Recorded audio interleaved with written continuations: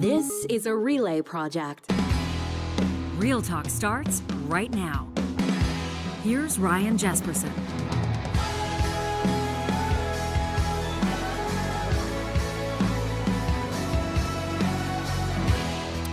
We're talking about Alberta's future in Canada in this episode of Real Talk. Grateful to have you here with us. You're likely familiar with this Forever Canadian petition. This is the one launched by former Deputy Premier Thomas Lukaszuk. He was on the show talking about it a short time ago. This, of course, to counteract a petition, an initiative, a referendum that virtually everybody in Canada, I think, is expecting by a group of Alberta sovereigntists, Alberta separatists. They've got to get about 170,000 signatures to prompt Premier Danielle Smith to put that question.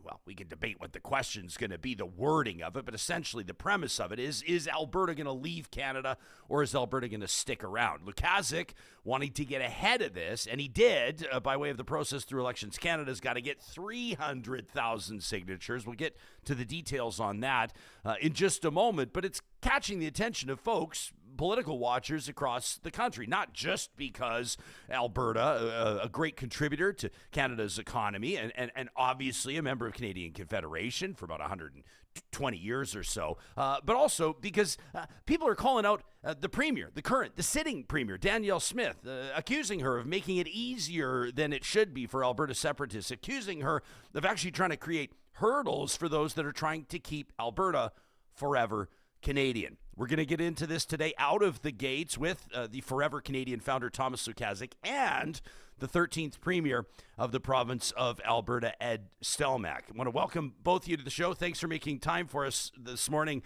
Premier, I know that we're working on limited time with you, and so we're going to ask you the majority of the questions first. No offense to you, Thomas. I know you know how it goes. But Premier, he's still the boss. He's still the boss. Still the boss. Premier, thanks for making time for us. You put your neck out there the other day on your LinkedIn, using your public profile, asking people to support this Forever Canadian initiative just like you are. Why did you make that a priority? I certainly believe that Alberta, as part of Canada, will be much stronger. The country of Canada is very strong internationally, and to be part of Canada, as we grow our economies in Alberta and Canada, will certainly help to be part of Canada and not separated. But there's also, a bit of a sentimental value. My grandparents came to this country in 1898, helped build the country, but they came to a country that offered a number of freedoms. One of those were, they could own their own property. It built a very, very good future for their children. And I'm worried that we rush into something like separation. Do we end up Brexit, where people were given the hopes of, well, this is utopia on this side, separate, and now the country is some economic stress. So we've got to really think it through and be very clear with Albertans. We want to stay a part of Canada. And if you do, you'll vote yes, and we'll continue negotiating, as we always have, with the federal government. But if you boil it down, and if it's all about money, then it's a dangerous situation to enter into this separate. I like how you say that, if it's all about the money, if you listen to those and you hear the arguments around Alberta leaving, Alberta establishing itself as some sort of sovereign entity outside of Canada, a lot of it comes down to discontent around equalization. I think that it's fair to say there's a general sense that Ottawa is perpetually screwing Alberta, or Ottawa has something against Alberta. But at the end of the day, it does come down. People are saying, Alberta could be Norway. Alberta could be this, could be that. It does come down to the dollar. It does come down to the financial bottom line. Do you think for something like this Forever Canadian initiative to be successful, people will have to appeal to more than just the bottom line? Yes, but I just want to get back to you on Norway. When we talk about, or people talk about Norway, they seem to forget to mention the level of personal taxation and value-added tax in Norway. I mean, that life in Norway is controlled by the government day to day, from birth to death. So when we say we want to be like Norway, let's be sure we compare apples to apples. But we'll just set that aside. There's always been a personal burr in my saddle. So why we want to be Norway, you know. But I think there's so many things to negotiate. Let's say if people decide to separate, I am sure I will not be alive and the negotiations will still not be complete. I mean, you've got portion of debt, you've got the pension plan, you've got your own total federal police force. You have to negotiate with other provinces. How do you get your products out of the country? Do you think BC is going to say, well, yeah, you know, ship us oil through British Columbia, we won't charge you anything? There are all these unknowns. Unless you nail those things down and you know the costs and all of the circumstances around negotiation, fine. But you just can't say we're separating and away you go. This isn't a very serious matter, not only for our generation, but for future generations and for future growth, economic growth in the province of Alberta. We're talking to former Alberta Premier Ed Stelmach in the feature interview presented by Mercedes-Benz Edmonton West. Thomas Lukaszuk is going to take the mic in just a quick second. But Premier, I promised I'd have you out in 10 minutes, and I'm a man of my word. So let me ask you this in closing.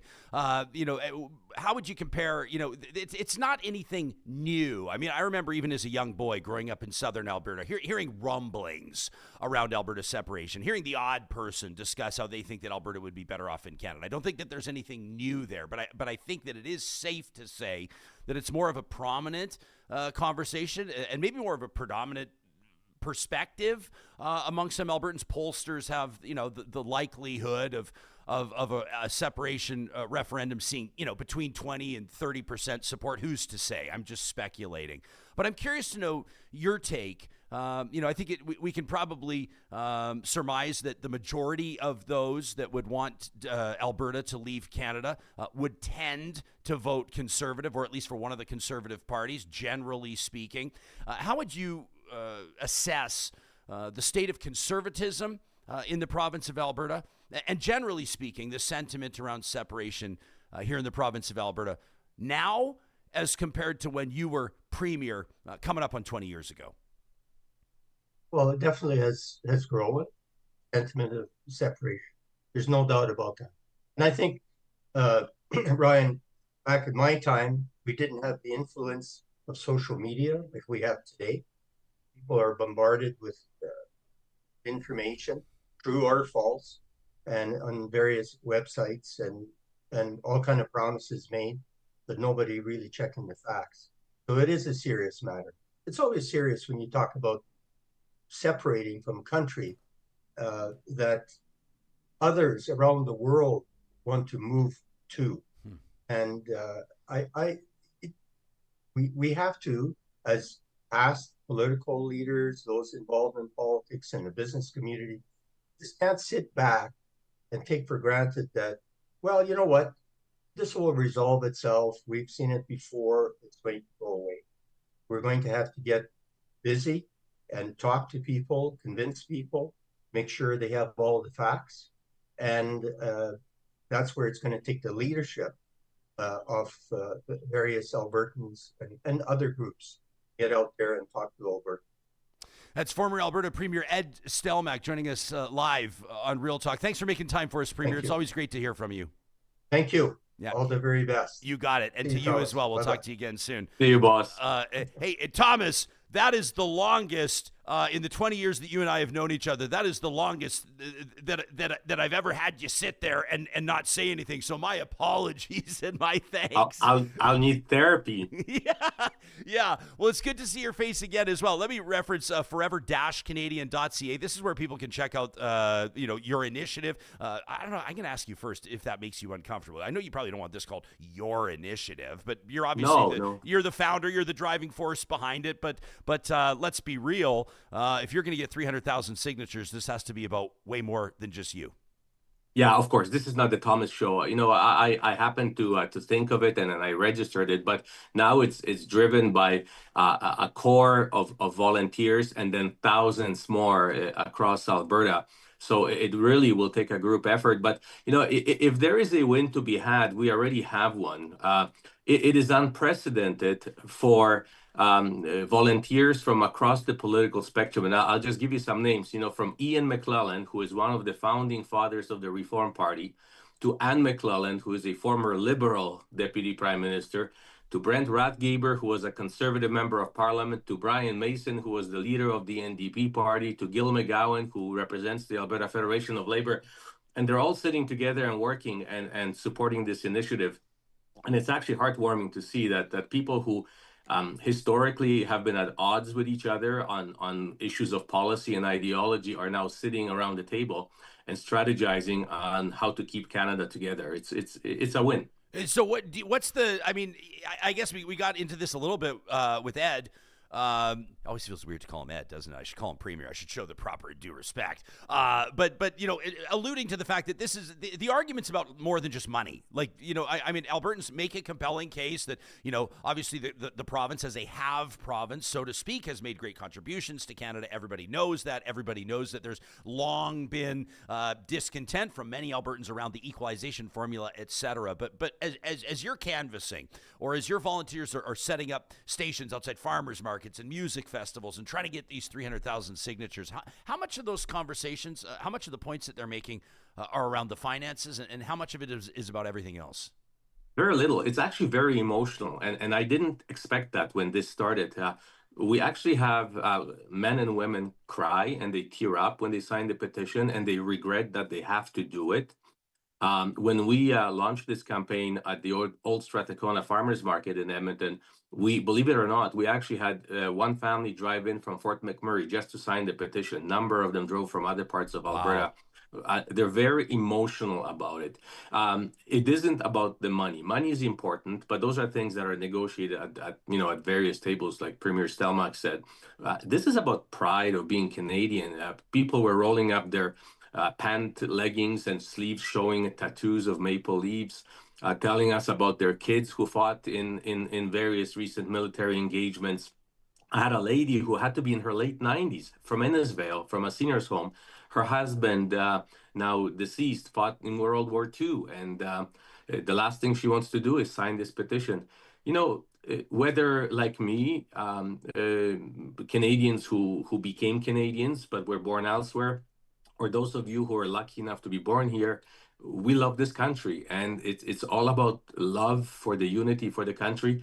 And also, it's a bit of an existential threat. We live in a very turbulent world, and most people realize that for us to be strong on the outside, especially when the threat even comes from as close as from our longest and biggest ally, we have to be united internally. So the very idea of Alberta being a separate country, for us to have a separate passport and not be able to call ourselves Canadians anymore, is something that most Albertans just can't even imagine. Yeah, count me among them.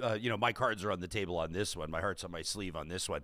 Super Chat Ken, by the way, kicks $5 into our YouTube Super Chat, Thomas, and that's the way that Real Talkers are able to buy beers metaphorically and literally for guests that they connect with. So Super Chat Ken has manifested a cold one for you. We'll get that into your hands at some point. He says he's going to be signing at the Youth Day in Castle Downs coming up this weekend. He says, thanks for doing this for all of us. Real Talker Les is in here. He's wondering, where can I sign in Lethbridge? Can we sign online?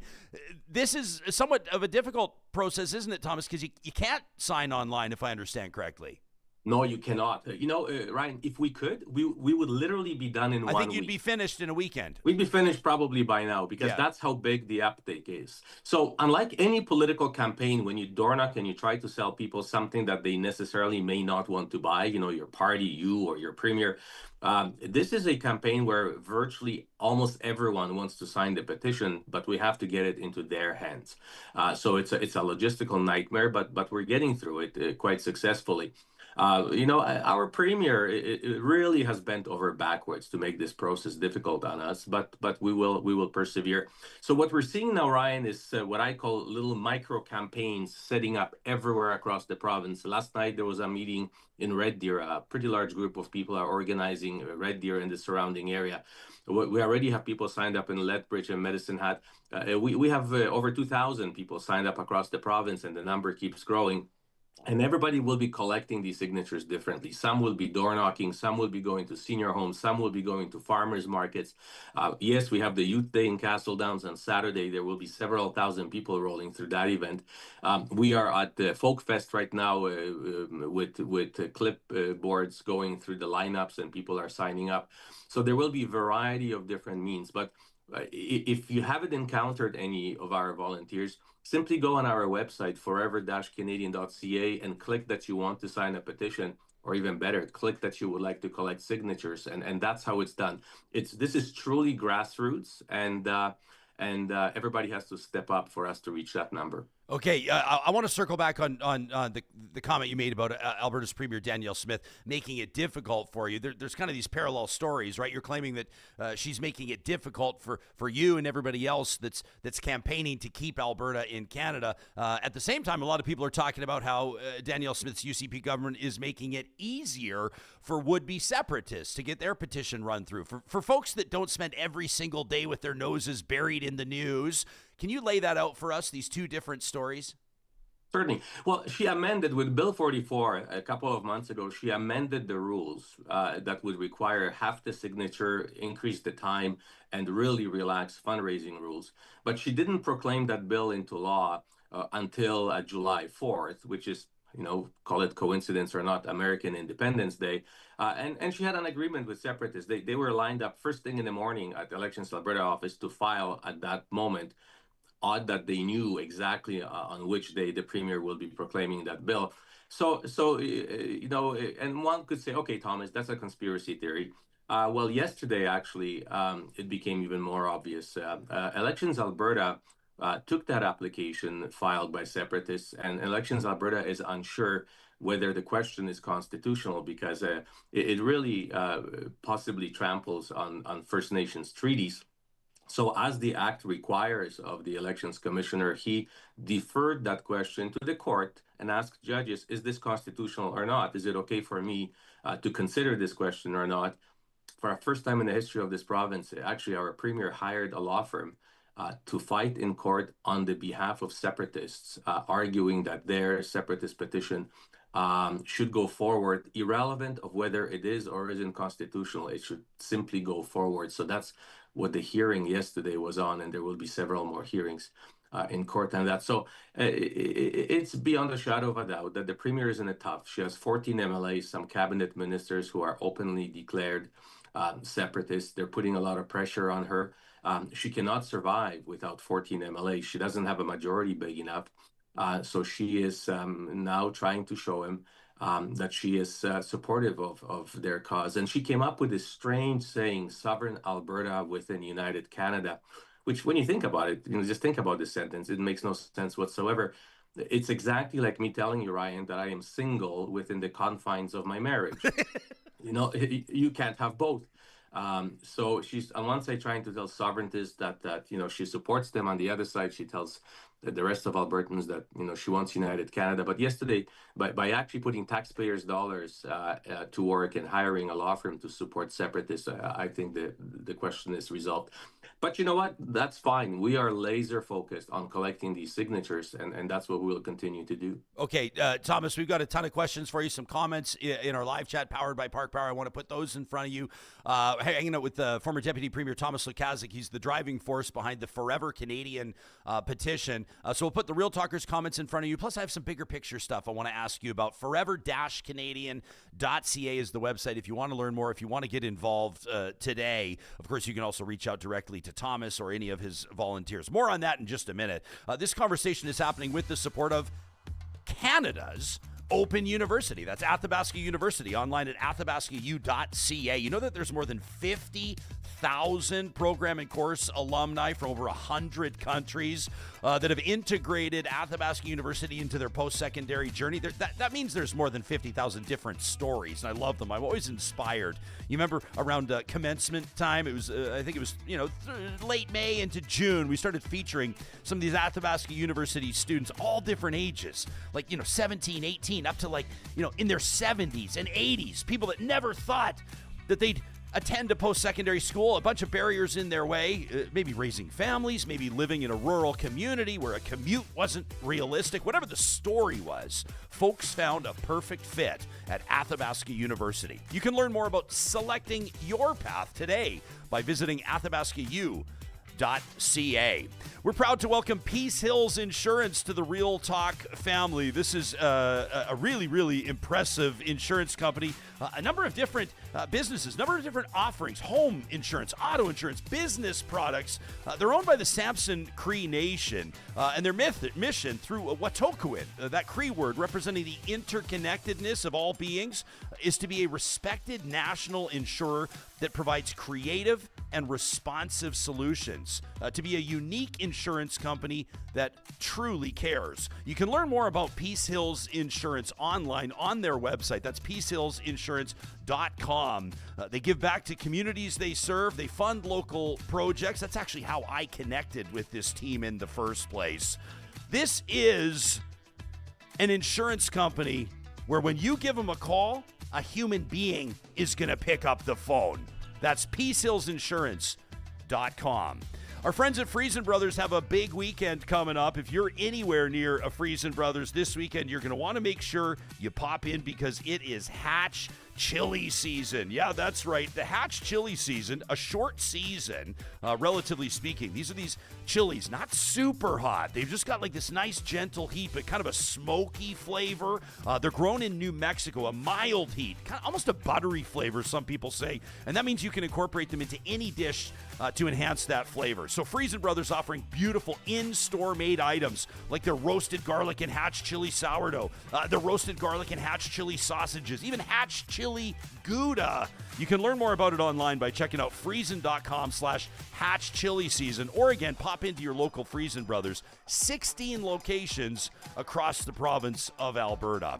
And we're grateful to California Closets for their ongoing support of the Real Talk live stream across 7 different platforms at 8:30 Mountain every single weekday. California Closets is proudly Canadian-owned and operated, manufacturing all of their installations out of their Alberta headquarters. The California Closets journey, whether you're looking to get your garage or your laundry room organized, whether you're looking to get that dream walk-in closet built, it all starts with a free consultation. You've got nothing to lose. Tap into the creative powers of the California Closets designers by requesting that free consultation today at californiaclosets.ca. Thomas Lukaszuk, our guest in our Mercedes-Benz Edmonton West feature interview. Thomas, of course, the founder of the Forever Canadian Initiative.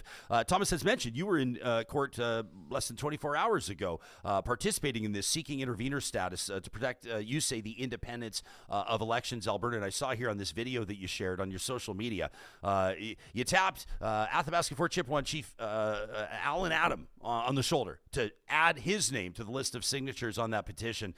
Obviously, there are treaty correlations. There are treaty issues around any talk about Alberta's sovereignty. Can you talk to us about your conversation with Chief Adam and maybe other conversations you've had along those lines? Sure. Something really special happened in the court room prior to actually the proceedings starting. As soon as the justice of the Court of King's Bench walked in, one of the First Nations members from the gallery stood up and said, Your Honor, before we start these hearings, because they will affect the future generations of First Nations, I want to perform a First Nations prayer. The judge was caught off guard, and then he asked everybody if anybody objects. Nobody obviously objected, and a beautiful prayer was said prior to the proceedings. But First Nations really are at the core of this matter because they're treaties which actually, supersede our Canadian Constitution. They were signed before our constitutions, and not with Canadian government, but directly with the Crown in London, England. Their boundaries, their borders, transcend provincial borders. When Alberta and Saskatchewan were created in 1905, somebody took a ruler with a surveyor and created a nice sort of a rectangle and cut out the mountains for Alberta. Saskatchewan is a perfect rectangle. While their treaties span to Northwest Territories, British Columbia, all of Alberta, and even Saskatchewan. So if you were to divide Alberta from Canada and create a separate state, separate nation, their treaties would cross over to Canada anyhow. And plus, those treaties could not be recognized by this new country called Alberta because the treaties are signed with the British Crown. So by suggesting separation, what you are really doing is discarding those treaties, and that's just a no-no. Something also very horrible happened in that courtroom yesterday during a recess when judge asked for a 15 or 20-minute recess. One of the First Nations leaders approached Mr. Rath for a conversation. Mr. Rath is one of the proponents of separation. Yeah, you're talking about Jeffrey Rath, the lawyer. Correct. And the First Nations leader ran out of the courtroom screaming, saying they want to buy me off. Basically, and they're on the record saying, there is a cynical argument on behalf of the separatists that we will simply give First Nations enough money so they'll be happy and they'll just go away. As if the treaties were only about division of money, and as if they weren't really existential and defining the role and relationship, not as much of First Nations, but actually of you and me, Ryan, non-First Nations living on this land. So simply saying, don't worry, we'll just give you some cash and you'll be happy, is the biggest insult that you could ever levy against First Nations. So there is that dilemma that we have to be very alive to, especially during times of reconciliation. To be telling somebody, we give you enough cash and you'll walk away, is just a slap to the face. Thomas, I'm seeing some comments here in our live chat, and people are going to be saying, like, NDPers are going to be the ones signing this petition, et cetera. I mean, like, not true. I know. Well, obviously, I mean, we led off today with the progressive conservative premier talking about why he's supporting it. But we have what some of us would call ultra right wingers. Everybody remembers Ian McClellan. He and Preston Manning, the two of them, actually in Ian McClellan's house, started the Reform Party. You don't get further to the right than the old Reform Party. We have Brent Radgeber, who was in Stephen Harper's caucus for a couple of terms. We have very conservative politicians and people of political affiliations. That's the beauty. We disagree on politics, and that's fine. That's what politics is all about. But we are together in the trenches, supporting Canada. And you know what? Little birds are telling me that my political arch enemy, Mr. Jason Kenney, is actually considering joining this as well, because he is a proud Canadian and we will proudly work with him. Do you think that, well, I don't know if it's a fair question because I'm asking you to comment on how somebody else's brain is working. Maybe I won't. I wonder if, you've got like passionate supporters. You got people, you won a whole bunch of elections in a row. You never had a problem winning elections. Maybe I guess until the end when everything kind of collapsed for everybody. But let's just say you've got a ton of people that'll back you on this because you're Thomas Lukaszuk. And then there are probably some people that are not going to get involved in this because it's Thomas Lukaszuk. That's kind of how politics work. Is it in your best interest? I'll note that I see some candidates that are seeking office. Troy Wason in St. Albert, for example, is supporting this. Andrew Knack, who wants to be Edmonton's next mayor, he's supporting this. I can understand why this is advantageous for them to get involved in this, but do you think you need more high-profile elected politicians or former politicians to get involved so this becomes less about you? Yeah, of course. And, we have Ed Stelmach, we have Anne McClellan, we have Ian McClellan, we have Don Iveson, we have Brian Mason, Stephen Mandel will be coming out with an endorsement. Do you think as you well, can get Stephen Harper? I don't know. We haven't reached out. We've been lucky. All those former politicians have been actually, reaching out. The former Association of Alberta MLAs, which is all past MLAs, mostly progressive conservative, obviously, who are still alive, but there are Liberals and NDP and Wild Rose are putting their shoulder behind this as well. I imagine Mr. Stephen Harper obviously is a proud Canadian, and he would not want a province that he represented in the House of Commons for so many years separate from Canada. So, he's not on the record saying so, but I would imagine that he would be very supportive of this effort and would not support separation in any way. Yeah, that is a struggle that he had to fight with. Sure. You were correct in your conversation with Premier Stelmach a few minutes ago. There was always this movement of separatists, and we had them in our caucus, our progressive conservative caucus. Ted Morton and few others drafted this firewall letter, and wanted to separate from virtually all federal programs. So there was sort of this conversation going on an ongoing basis. And actually, with Premier Stelmach, we put a report together. We costed it all out, and from a financial situation, it didn't make any sense. So it sort of died down.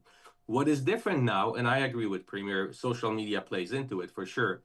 But for a first time ever, we have a Premier that doesn't say no, but actually emboldens them and validates them.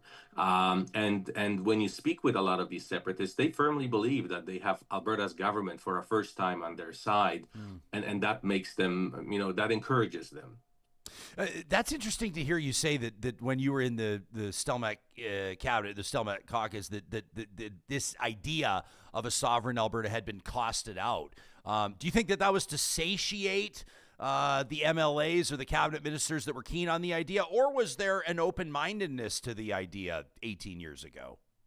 It was simply evidence-based decision making. If you're proposing the fire letter and you want to separate from CPP, RCMP, and many other programs, let's first find out if it makes sense from a financial perspective, and it didn't at that time. Getting rid of RCMP doesn't mean that you truly get rid of RCMP. You still will have federal RCMP here because they have to be at airports, and they have to enforce the Canadian criminal code.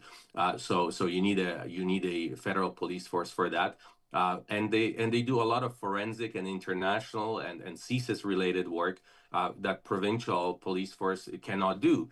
Often when separatists are talking about these initiatives, they trade in ignorance because most Albertans. And that's normal because unless you're really in politics, you don't know how policing really works in its detail. But getting rid of our CMP, for example, that means we still will have to use our CMP. So the very concept of setting up a new country, a landlocked country, would be a political nightmare. And as Premier Stelmach said, would probably take 30, 40, 50 years to negotiate. First of all, the treaties that transcend provincial borders, no access to ports, to tidewater whatsoever. So never mind pipelines and bitumen being piped now across a foreign country called Canada. How do farmers get their grain to port? No Trans-Canada Highway. NAFCAN, our aviation is federal, so setting up your own aviation system, all airports are federal, setting up 150 some embassies across the world, having your own Department of Foreign Affairs, ambassadors, and the know-how that you require to be that. You have to be recognized by United Nations as a foreign nation. That takes years. Your own military, your own intelligence services.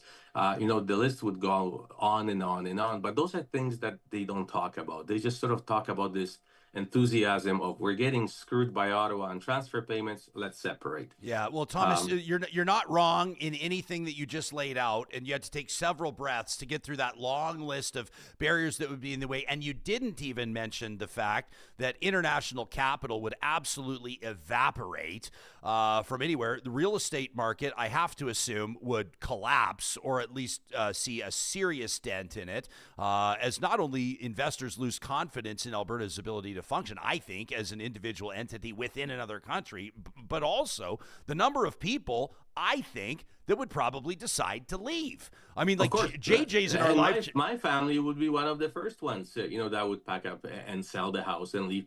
Look what happened to Quebec during the separatist talks. I always use this as an example because it's so symbolic, but there is a reason why Bank of Montreal's headquarters are now in Toronto, not in Montreal. They used to be in Montreal. They literally packed up and moved their entire operation to Toronto. And that happened to not dozens, but hundreds of major businesses out of Quebec. Look what happened during Brexit talks in UK. Most of the financial industry from London moved to continental Europe. Look at the Basque region in Spain, the most impoverished region in Spain, because even the Spanish government refuses to invest heavily into that region because nobody knows what the future holds. Business requires predictability, and when there is instability, particularly as monumental as separation, capital dries up and businesses move out. And so one of my arguments, the preambles in my question with Elections Alberta, is that it will harm us individually as Albertans and our businesses. Ms. Nancy Southern, the owner and CEO of ATCO, one of Alberta's biggest companies, we're proud of this company, has already indicated a few weeks ago that she is already feeling a pinch in investment because of the talk of separation. I want to get into the live chat here. JJ, and I know you said this earlier, but JJ says, sorry, Jespo, did Thomas say that the Premier is using taxpayer money to pay for lawyers for separatists? He goes, did I hear that right? That's not exactly what it is, Thomas, right? But can you explain what you mean? No, it's exactly what it is. So this is the issue. Elections Alberta, as I said earlier, wanted to get a court's opinion whether the separatist question is constitutional, whether it violates any part of the Constitution. And in the act, actually in this amendment that Danielle Smith passed 2 months ago, one of the sections says that when elections commissioner is in doubt on a question, he is to defer it to the court for opinion. So he's doing exactly what she put into law 2 months ago. But because it is the separatist question that he's putting to courts for an opinion, she told him first, with Minister of Justice Mickey Ameri, don't do it. Just let this question go ahead. But he said, no, you can't interfere with what I do. I am independent. I am doing exactly like the law says. I'm putting it to court for its opinion. So what she did with the Minister of Justice, they hired an external Edmonton law firm, very prominent, expensive law firm. And these lawyers were in court yesterday arguing why the commissioner should not be allowed to take this question to court for its opinion, but should put it on a ballot. Okay, Erica DeRed in our live chat, powered by Park Power, says, Thomas, do you have like a meter or something? You see these like for fundraisers, they have the thermometer that rises and rises. She says a meter that could show us where you're at with your goal for signatures. Where are you at your goal for signatures? You got to get 300,000. Where would you, I guess you got a bunch of people with petitions out right now, tough to say. But generally speaking, are you at 5,000? We honestly don't know. So we will have, by the end of this week, we will have around 2,000 people out there collecting signatures, and we won't know until a little bit later in the campaign when we start pulling them back in and people will start providing us with the signed petition sheets in.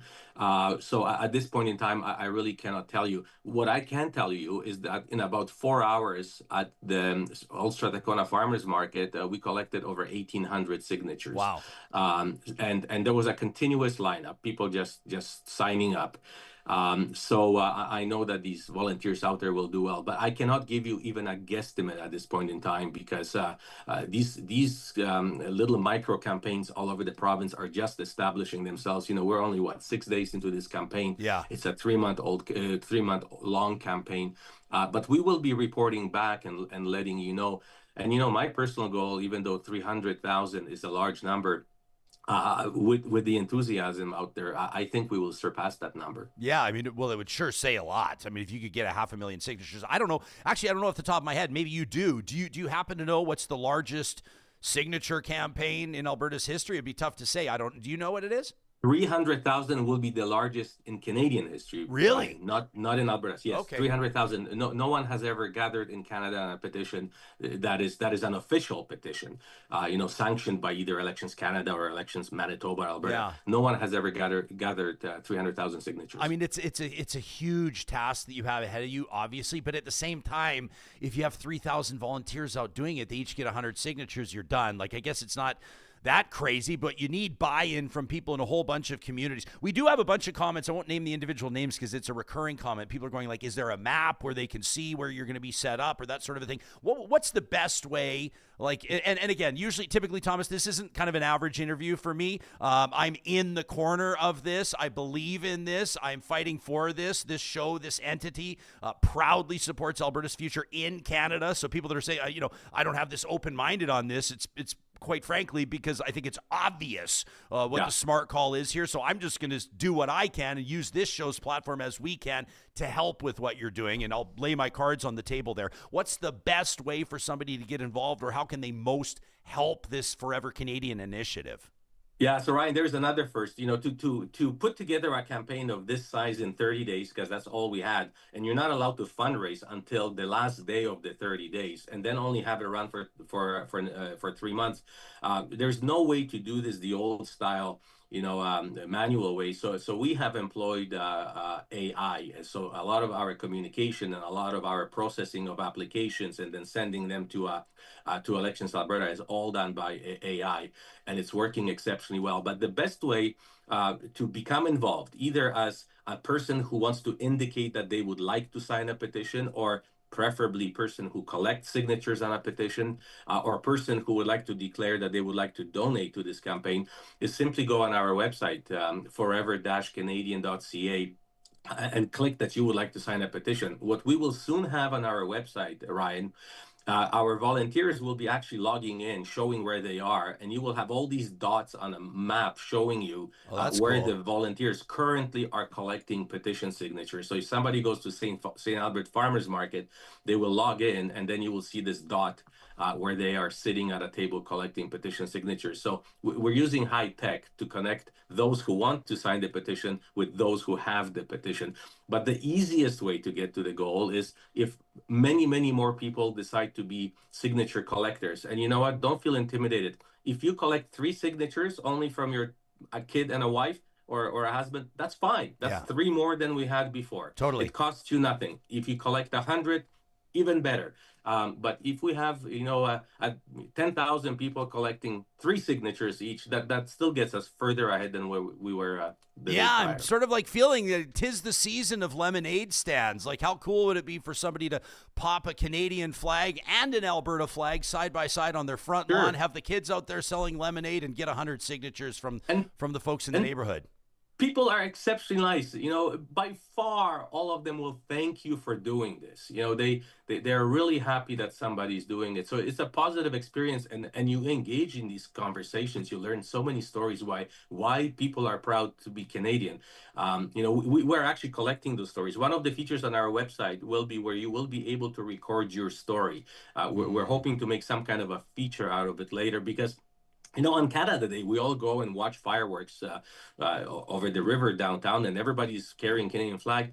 But we never really analyze why is it that they are so proud. And those stories that come out, Ryan, are just incredible. Yeah, well, I want to ask you about that, because you're so right. I mean, the story of a new Canadian who's escaped a war-torn country is going to be different than the story of a 6th-generation dairy farmer, is going to be different from the story of, you get the idea. Sure. I mean, obviously, I think that's part of the beauty of it. That's part of the beauty of Canada. But this initiative is also, I suppose, putting you in a position, or putting supporters of this in a position to provide insights on the current state of Canada, right? As people say, like, should Alberta's future include Canada, or does Canada's future include Alberta? People might say, well, I don't actually like what I'm seeing in Canada right now, or this is not my grandparents' Canada, or Canada has changed over the last 20 years. Do you find that you're having a lot of those conversations? And if so, what are you telling people? Sure. Well, Canada is a living organism. Canada is people, is us. It's not the geography. It is us, Canadians, and we are changing, and we always have been changing. From French settlers to British settlers, and then other settlers, and this this morphing continues. So at no stage in Canadian history could anybody have said that today's Canada is the same as my grandfather's Canada, because it never was. It always continues to change, and it always will continue to change. Uh, but at the end of the day, uh, most of us by far agree that it is one of the best countries in the world. You know, the maple leaf worldwide is a symbol of stability, of humanity, of political stability, and of democracy. We often don't appreciate what we have, and how revered Canada is abroad, and why there are tens of millions of people applying and hoping to become Canadians, particularly now where the differences between us and United States culturally and ideologically are starting to become more and more prominent. So yes, you know, Canada is an interesting country because it's a country that doesn't have a very long history compared to European countries, but is a country that's very cohesive, and actually it defies logic. You know, in many parts of the world, people of different faiths and different race don't get along as well as we do in this country. And that's another thing. You know, our new Canadians, our ethnocultural communities are, again, very much engaged in this because they love this country. This country gave them a chance at a second life. And when they were immigrating here, they were immigrating to Canada, not necessarily to Alberta. They're proud Albertans, but they're proud Canadians who happen to live in Alberta. We've got here, Ms. KD is saying, wouldn't it be great? She says, bet you could go get a bunch of signatures, bringing them by like long-term care centers, seniors' homes, legions. Obviously, you'd probably have no problem getting a bunch of signatures there. Other people, you know, talking about how they'd love to sign up. I saw one comment here. Somebody said, I'd love to just sign this, show my support, and put this thing to bed. Thomas, at the end of the day as well, I mean, this is just the way my brain works, so forgive me, but this is also a way to get about 300,000 names and email addresses, which would be an incredible resource for anybody that was, say, looking to start a new political party or a new political movement or something along those lines. You're shaking your head for the benefit of people listening on the... against the law. As a matter of fact, yes. Oh, yes. The rules are very strict. Elections Alberta, by the way, I have to give them kudos. You know, when you run for office as a politician, they drive you nuts. In this case, they are a really good guardian of the process. And just like us, they were building an airplane while flying it, because this was never done in Canada before. No other province has this citizen initiative piece of legislation, which you know is a topic for another show. But they never had one, so they put together a pretty good show. But one of the no-nos in law is that these petitions cannot be scanned, cannot be replicated, cannot be kept anywhere on a server. Those sheets, as I will gather them, they will go directly to Elections Alberta. They will verify them for accuracy, but nobody gets to keep this data. So anybody who's signing this petition will know that as soon as Elections Alberta counts those signatures, just like they count ballots, they get immediately destroyed, and no one will get to use this for political purpose.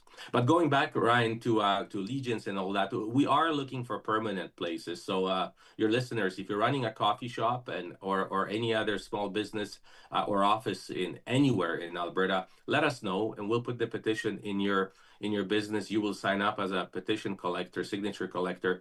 And it'll generate a lot of business because a lot of people will be lining up to come to your office. We will advertise that that's where the petition is. Yeah, that's a great way to do it for sure. I'm also, when's your deadline, by the way? Well, 3 months, so it'll be October 28th. October 28th, so like a week after that municipal election, which is kind of interesting timing as well. And our candidates, you know, we are appealing to all candidates. I don't care what political stripe, all candidates across the province to embrace this as part of your campaign. Mm-hmm. Those who already have are actually benefiting from it, because when you door knock, somebody may not be so sure if they're going to vote for you. But if you have this one big thing in common with them and you happen to have the petition, well, you know, you will score at least one political point. And we're appealing to all MLAs. to get involved as well. I know it's a little harder for the UCP MLAs because their boss has just made it clear where she stands on the issues, but we still are appealing to all Alberta MLAs to get involved as they are going to events throughout the province this summer and perhaps even door knocking. Yeah. Politically, though, I think you're right. I think that there are interesting dynamics at play within the UCP, but it is the easier of the two positions to take on this, right? I think, especially as an elected representative, if that's kind of what your constituency wants, for the most part, I would say that there's probably, generally speaking, people can correct me if they think I'm wrong on this, but there's probably more support for this idea in the rural ridings than there are in the urban ridings. I could be wrong. You look actually undecided on that. Let me stop. Yeah, that's what I thought too. But there is a lot of prejudice relevant to that. We are actually getting a lot of volunteers out of rural Alberta. Yeah. And what they're telling us is that we know which doors not to knock on, which means that there are some very loud mouths in rural Alberta, but we have them as well in our neighborhoods, whose voice is amplified beyond the number of how many of them there actually are. But by being aggressive and loud, they suppress the others who don't agree with them, but simply don't want to engage in an argument with them. So throughout rural Alberta, we have a lot of volunteers that will be collecting petitions, but they will probably do it a little bit more strategically because they live in small communities. They don't want to start a fight. But I would say proportionally, the number isn't that much greater in rural Alberta of those who support separatism than in urban Alberta. Our farmers and people who live in rural Alberta are proud Canadians, and they may be voting a different way. They perhaps may be very conservative in their views, but that doesn't change the fact that they're proud Canadians. Yeah, well said. I'm cooking up all kinds of ideas on this. I think that we should have some sort of a real talk public event, something like that. Maybe bring people together. Love that. But this is, we can be one of, thousands of people that do those sorts of things. Block parties, pool parties, soccer games. People are going to start getting it.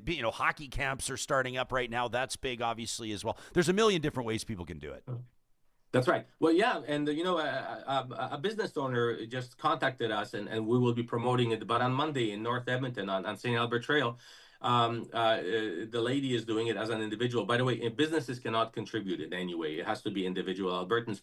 But she's bringing a food truck, and she's she's making a food truck available. So when people go out for lunch, they can buy a burger at the food truck and sign the petition. So people are creative in how they can collect those signatures. That's why we encourage everybody to sign up to collect them. But yes, Ryan, you definitely can be a big boost and any social media. And we can exchange opinions. At the end, we can agree to disagree. We try not to engage in debates with those who are proponents of separatism. Because we really are not in the business of changing their minds. Those who are sold on separatism, their minds are made up. Often they don't want to be bothered by facts. So we simply respect their opinion. And again, that's the beauty of the Canadian, not Alberta, but Canadian Charter of Rights. We can have different opinions. We can express them differently. But at the end, there are processes that you have to follow to get our ideas across. Yeah. I just got an email. talk@ryanjespersen.com is where people can send us an email 24 hours a day, obviously. And this from Lyndon, who was just asking to clarify. He noted, Lyndon, I'm sorry, I don't have it in front of me. I quickly scanned it. He said he noted that you were eager to get your petition out there before the separatists did. That was really important to you. But he was seeking clarification. I cannot provide it. Can you, on why it was so important for you to get out there first? If yours is successful, does it preclude the other referendum? How does it actually work? Yes, well, the law clearly says right now that there cannot be two competing petitions on a similar question at the same time for obvious reasons. It would just confuse people. So the separatist question, do you want to separate and form a separate country, is really 180 degrees opposite to my question, which makes it similar because to my you vote yes and to theirs you vote no. To achieve the same goal. So separatists have another hurdle ahead of them. Not only is it believed, or at least it's being tested, whether their question is unconstitutional, but now that I filed first, the elections commissioner will have to make a decision, and the law is pretty clear that there cannot be two competing petitions. And that is why I filed my first. And then the law says that if and when I collect my 300,000 signatures, another question on this subject matter cannot be filed for 5 years. And that makes sense, because if that wasn't the case, we would be adding periods to a hockey game until we win. Everybody would keep filing petitions until somebody gets it their way. So now, after we get our 300,000 signatures, there will be a hiatus for 5 years on the talk of separation. And I think that's a good thing. Alberta could use that. We can clear our minds and maybe focus on some real issues that are current for the benefit of our province. You can check out, again, one more time, this initiative at forever-canadian.ca. That's where you can volunteer, donate, or help collect signatures to ensure that Alberta remains in Canada. One quick one in closing. Ken, in our live chat, powered by Park Power, said that once he signed up and you had his email address, he said that now he can't find a way to donate. Is there some other way for people to connect or donate? Yes, and that's part of the building the airplane while flying it. So in that 30 days, you had to register on an entity in order to open up a bank account, in order to get a permission from Elections Alberta to collect money. So soon, very soon, within the next 2 or 3 days, there will be a button on our website where you will be able to donate. The maximum per Albertan is $4,600. And only individuals, not businesses, can donate. And just, I should let you know, by the way, that it is not a tax-deductible donation. So I don't want you to be misled in any way. But that will be available. But right now, you can click that you declare that you will donate, and we will get back to you. We'll send you an email and say, okay, now you can donate. And again, whether it's $5 or $4,600, everything will be appreciated, because the cost of this campaign is enormous. Okay, good stuff.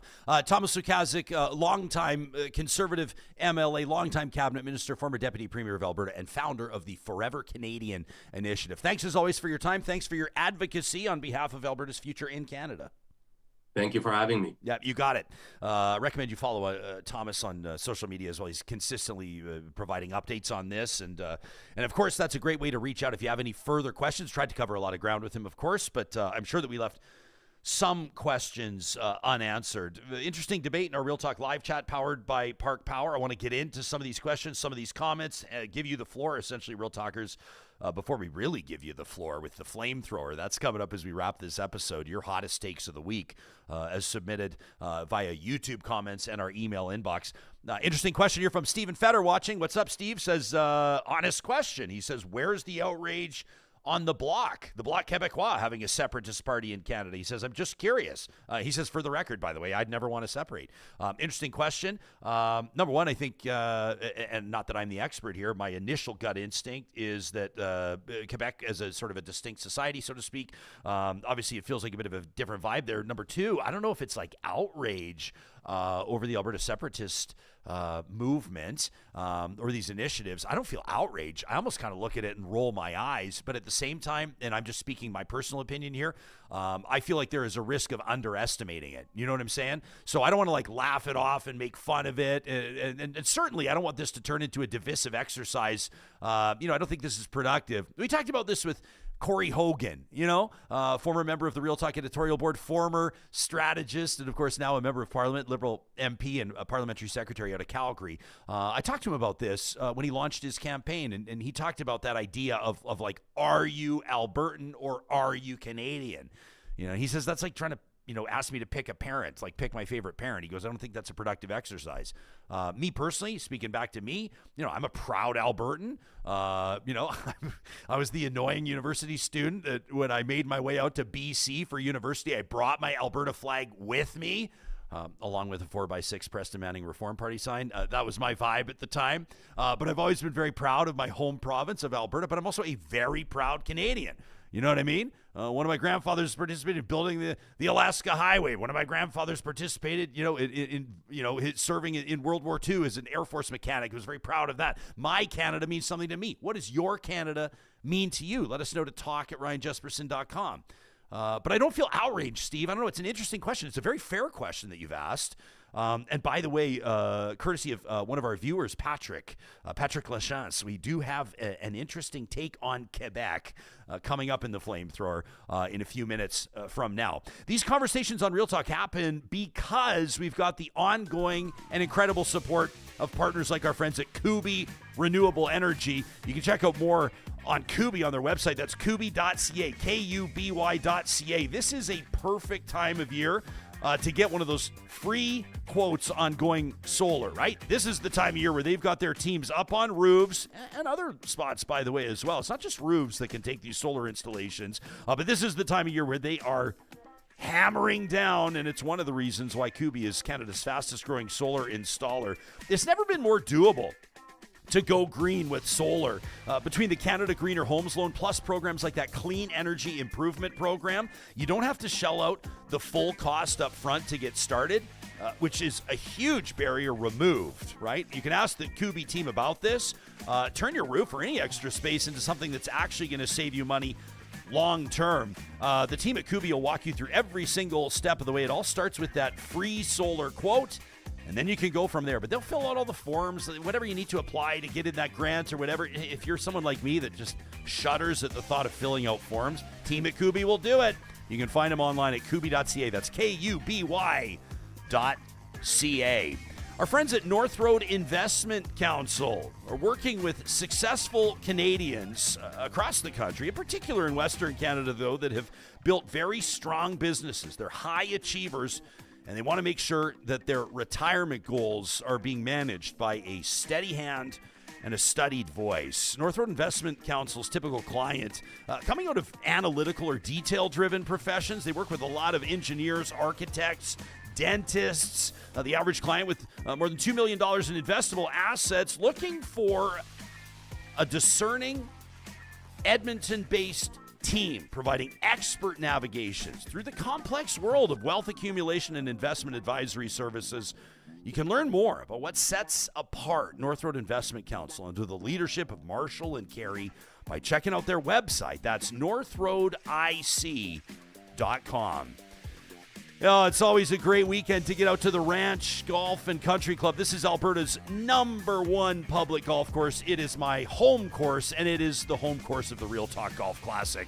You can check them out and book your tee time today at theranchgolf.com. Make sure you follow them on Instagram at Ranch Golf Course. You can meet the team and also learn more about some of those incentives, those initiatives, those specials that they have going on through the week, including their 3-putt Mondays. You know, you can play before 1:30 p.m. on Mondays for $75. Includes 18 holes, a cart, and range balls. Plus, also included a 3-putt gift and a chance to qualify for their year-end 3-putt tournament, which is an absolutely fantastic time. Plus, they're going to hook you up with the $5 Red Wheel Pub and Grill voucher. That for Ranch Loyalty app users. Again, you can learn more on their Instagram. You can find them on Instagram at Ranch Golf Course. Johnny Infamous, the intrepid technical producer of this program. Are you in a position, and I'm putting you on the spot here, where you're prepared to plant your flag on the Alberta-Canada debate, or are you going to sit back and just watch it all happen with your signature calm, measured approach? Do you feel strongly about it? No, because I think it's a waste of time. Really? I think our premier's way smarter. Well, I think her opponents know how smart she is, but I think she's way smarter than they're even giving her credit for. I think she knows in her mind, like Ed Stelmach said on our show, it's going to take way too long to do this. Separation's never going to actually happen, even if you have the polling and then the referendum and then the years of turning all those switches that are on with us connected with Canada to off, unconnecting all those links and ligaments and finding alternate funding for all these things and trade and all. What are we talking, like 50 years from now, 25 years from now, Well, even 10 years from now? I think in her mind, she knows that at the very least, this is a little bit of a distraction for her opponents. Like no offense to Thomas, like this is his thing, right? But he's focused on that right now. A lot of other people are kind of pointing the separation figure, all that other stuff. They've kind of got their minds off the chess game that she's playing, and the other things she wants to do. And at the very least, it's keeping them busy. At the most, it's a total distraction. It's like a blindfold over people. And it also, in my mind, if I was doing this, I would say, hey, at the very least, I look like I'm a proud Albertan, and the people who are doing this look like they are against Alberta being strong and free and all these things. When in reality, I think the Premier knows this isn't going to happen. But it's just, it kind of gives her a good look. It distracts your opponents. It makes them focus on this instead of the other things that she's working on. It's a tightrope that she's walking, though, right? Because you've it is like any this is not exclusive to Danielle Smith. Any politician's got to scratch the back of those that have elevated the politician to the office they're in. Like, that's obvious. Everybody knows how that works, right? There's a reason why people make political donations. I know this makes me sound really cynical, but this is just the truth. So people get rewarded many times for their support, for their donations, for their canvassing, et cetera, et cetera, et cetera. So it's not unusual to see a politician, political opponents will always say, well, look at them. They're doing this just for their base. They're doing this for their base. I mean, every politician does it, and it's necessary. Obviously, Alberta's Premier has done the math, knows what's up, knows where her bread is being buttered, and understands that she's got to throw some red meat to that base. And so you've got the parental notification on pronouns. You've got the stuff happening with the library books. You've got this stuff here, lowering the signatures or lowering the barrier of entry for a referendum on separation, that kind of a thing. But you've also, as you alluded to, got to be really careful because at the end of the day, if you recognize, even if, let's say it's 30% of Albertans, let's say hypothetically, that it's 30% of Albertans that would vote for the province to leave Canada. That means that there's 70% that would not, right? Or at the very least, there's 70 that would not or that are undecided. Politically speaking, that's not a win. You can't win an election with 30% support in the province if there is overwhelming support in the opposite direction. And if this is a conversation about how people feel about a province's place in a country, Alberta's place in confederation, that has the type of power, that has the type of draw to bring people out to the polls, to mobilize people, right? And so I do think that, Smith and other politicians have done the same thing, and it's a dangerous game, and sometimes it bites them in the ass.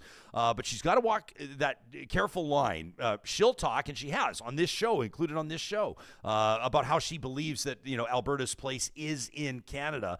But then you have, folks like Thomas make a compelling argument that they believe that to be disingenuous. So I think that this could be politically risky for Danielle Smith, and it'll be interesting to see how this plays out. It would also be interesting, and probably I can say will be interesting, to keep an eye on, for example, what oil prices do. Alberta's either in a position, and I feel like I don't really have to explain this to this audience. This is an engaged and informed audience.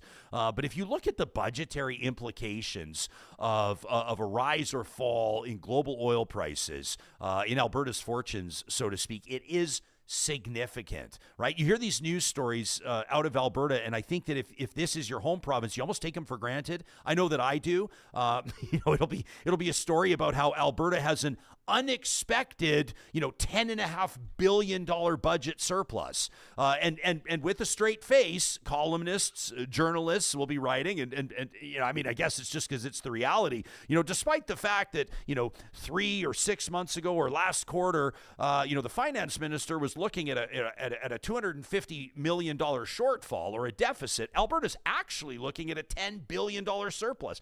That doesn't happen anywhere else in Canada, and the only driving force behind that is oil prices. So let's say it does take some time to negotiate these types of things. Let's say that the referendum goes through.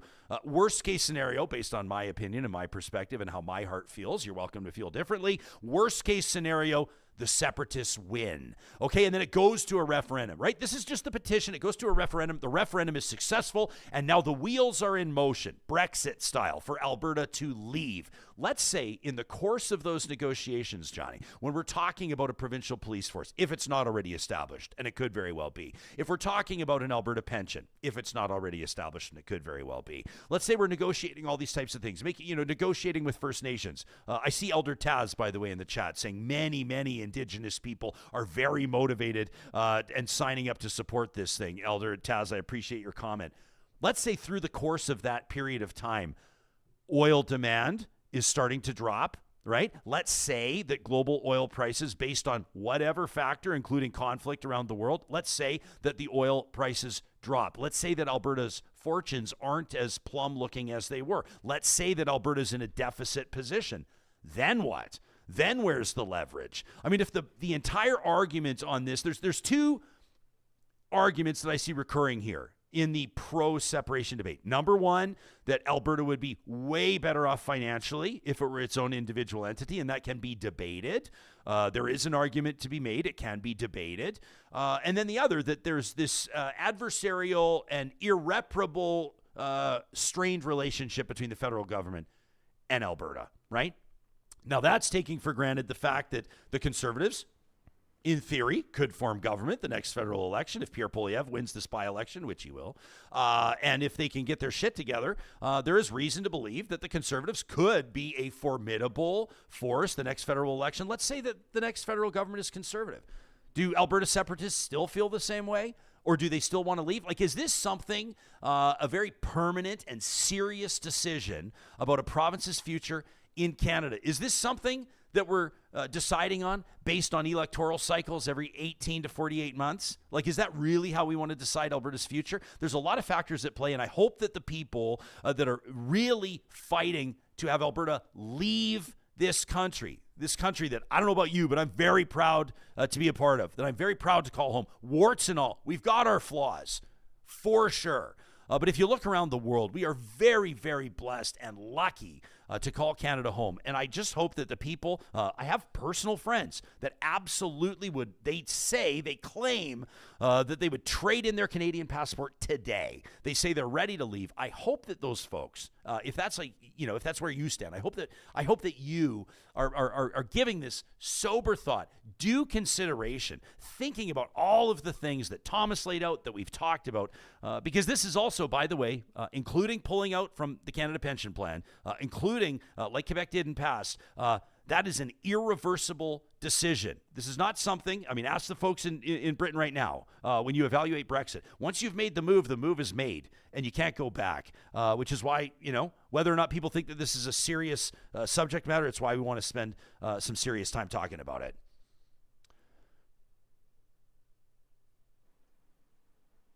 Do you want me to come in? I just wanted to see if you wanted to say anything. I just having a little fun No, with you. I honestly, and I know people in the chat are kind of telling me that,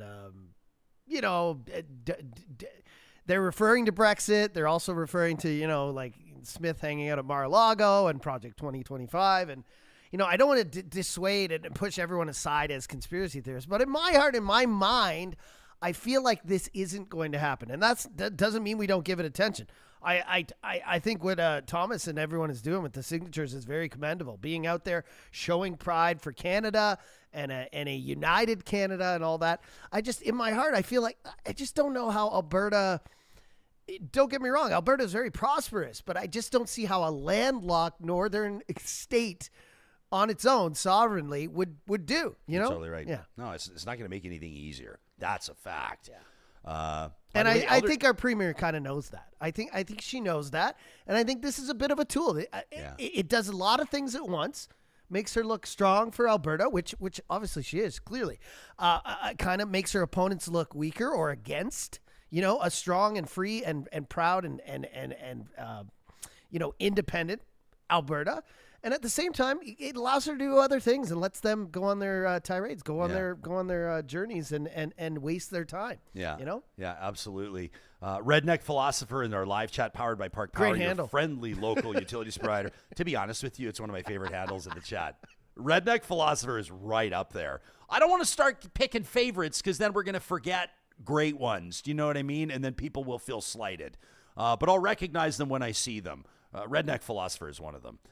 Says, all I hear is the widening of the rural-urban divide, and you city dwellers are going to see how that works out for you soon.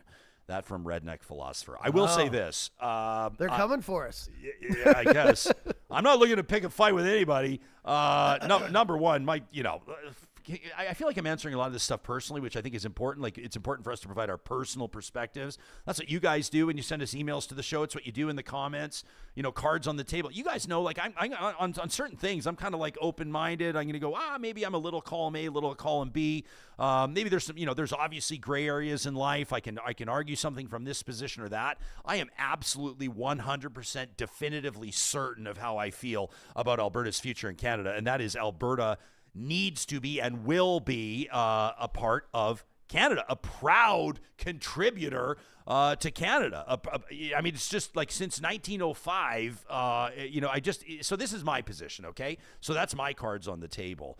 But, when Redneck Philosopher talks about the widening of the rural-urban divide, to a certain degree, I kind of feel the same way. And I thought it was actually interesting when I brought that up with Thomas, and just like a peek behind the curtain, as a kind of a talk show host, as a moderator, as a commentator, I try to be like really careful in the words I choose and the pictures that I paint. And the last thing I want to do is come across like I think like everybody in the big cities wants to stay in Canada and everybody outside the big cities wants to leave, because that is inaccurate and overly simplistic. I'm just saying, I call it how I see it, and I think that there are probably more folks in rural communities that are more motivated to see Alberta as a sovereign state. That's just what I see. Correct me if I'm wrong. I'd love to hear from members of our audience that live in rural areas. But I do think that a conversation like this does bring to the surface, and I think it can be a good thing, what people prioritize and what's important to people.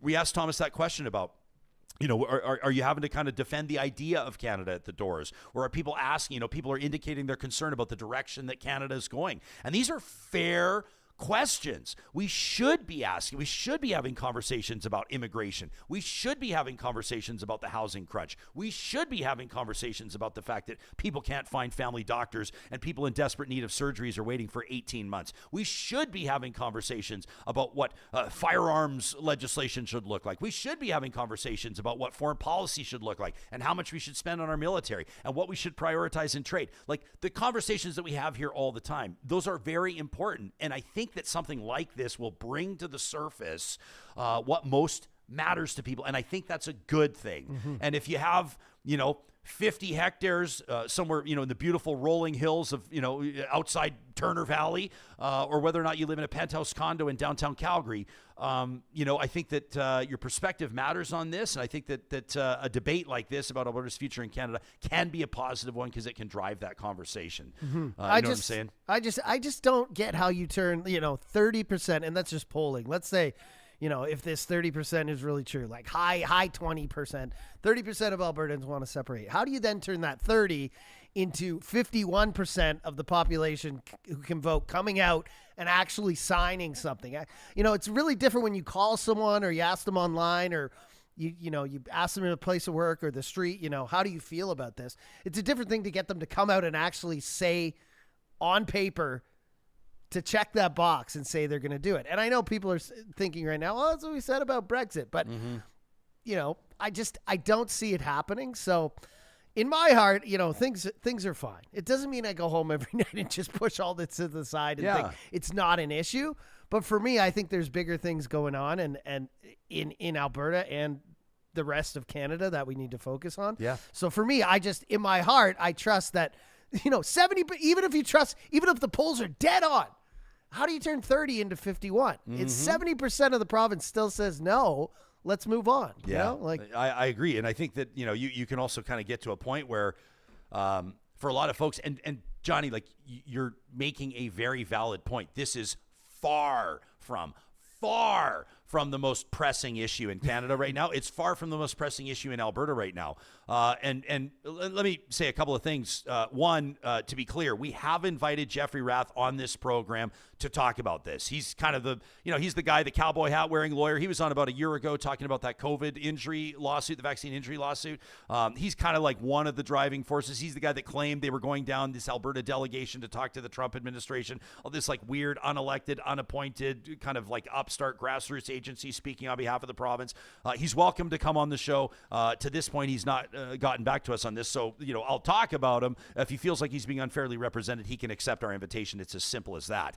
But with apologies, in advance to Mr. Rath, there are no like prominent, serious political players that have formally attached their name to this by way of a political movement. You know what I'm saying? That's not to say that there aren't a significant number of people that would share Mr. Routh's opinion, that would like to see Alberta leave like yesterday, and that would be prepared to explore a bright new future with Alberta as a sovereign entity. But Stephen's question earlier about the Bloc Québécois, for an example, he says, where's the outrage around the Bloc? Quebec's got this. Or the Parti Québécois, if you want to talk provincially speaking, the Bloc Québécois, federally speaking. Were there to be a split of the United Conservative Party, let's say, and Thomas claimed 14 MLAs, he says, who are separatists. I'm not so sure about that. I'm not so sure that the MLAs would agree to be portrayed as separatists. Some of them probably would. But let's say 14 of them split from that United Conservative Caucus and established whatever you might call it, whatever that political party would be called, but essentially a separatist provincial party.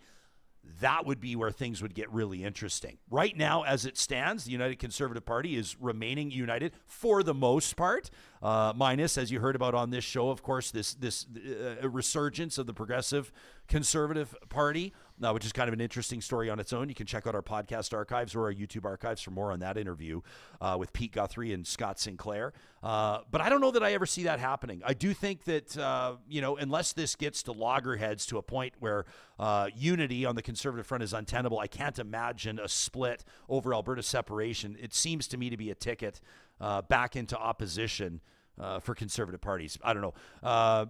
Remains to be seen. Mark says, guys, it's really important we don't let separation be a distraction from provincial legislation on matters outlined in the mature asset oil and gas liability strategy. Mark's advocating for that. He says on August 5th, Alberta's War Room spun a story on the strategy. This story, like you alluded to, Johnny, serve as a fantastic distraction for politicians that are keen on keeping people's attention away from other stories. Yeah, right? I think it's great. I think, and I didn't want it to come off as an insult to Thomas.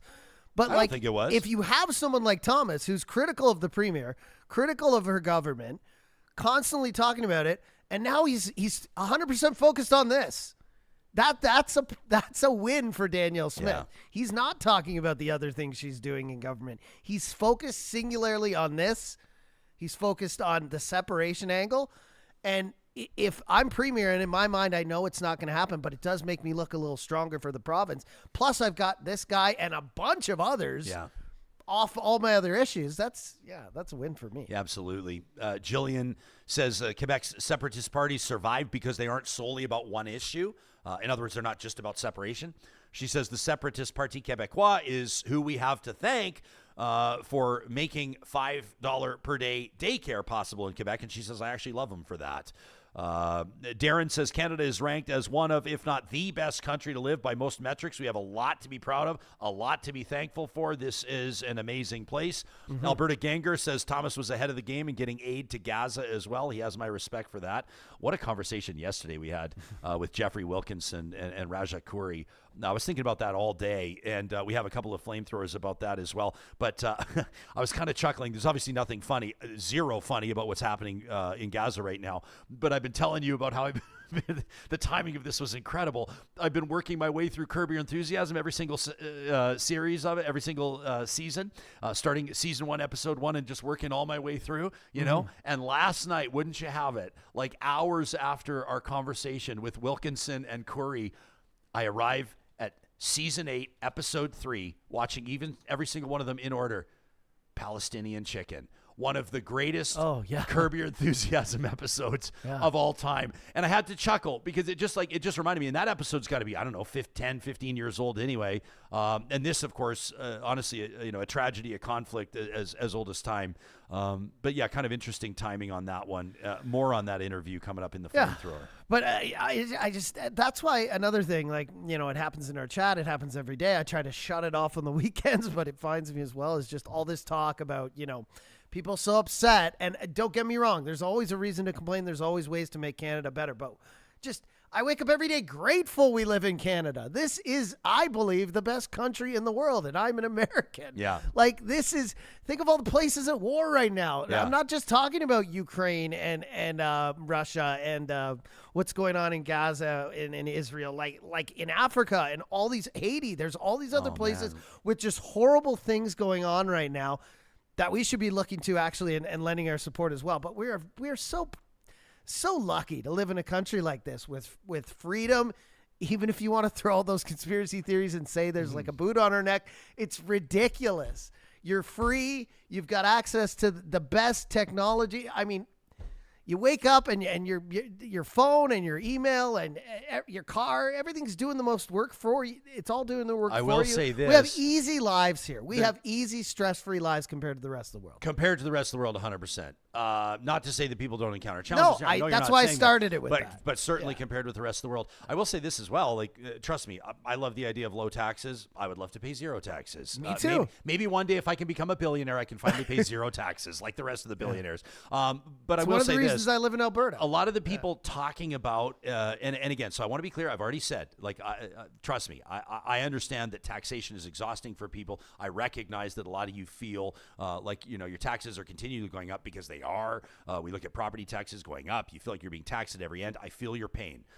But a lot of people in here, I saw somebody in here earlier saying, like, I paid $40,000 in income tax last year. Like, I will say this, and you may get pissed off at me. Sounds like you made a lot of money, though. Sounds like you made a good amount of money. That's what I hear. Right? If someone says, I paid $100,000 in income tax, congratulations on your $100,000 in income tax that you paid, because that's a pretty fantastic salary. You know what I get. So I'm not taking for granted that people would love to pay less tax. Obviously, everybody would love to pay less tax. Sure. But at the same time, Alberta is a net contributor to the equalization formula because Albertans, generally speaking, I think of our fellow Albertans on AISH. I think of our fellow Albertans earning minimum wage. I think of our fellow Albertans that struggle day to day, paycheck to paycheck, working 3 jobs. I feel your pain. I hear you. But generally speaking, Albertans are earning excellent salaries. Albertans have excellent job opportunities compared to the rest of Canada.